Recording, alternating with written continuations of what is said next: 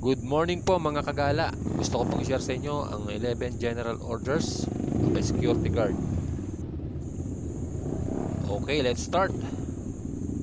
GO number 1. To take charge of the post and all company properties in view and protect or preserve with utmost diligence. GO number 2. To walk in an alert manner during my tour of duty and observe everything within sight or hearing.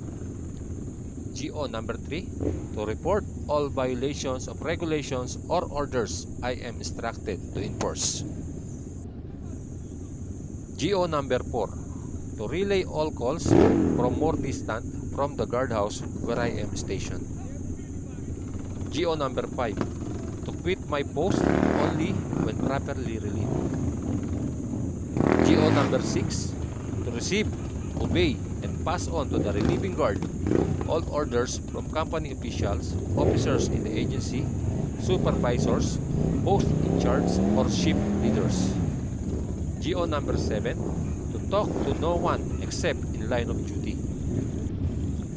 GO number 8, to sound or call the alarm in case of fire or disorder.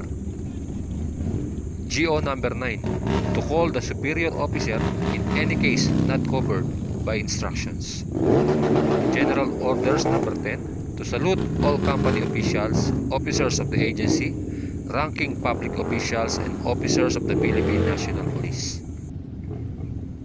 GO number 11, to be especially watchful at night and during the time of challenging, to challenge all persons on or near my post and to allow no one to pass or loiter without proper authority. Thank you po for watching. God bless us all at keep us safe palagi. Bye-bye!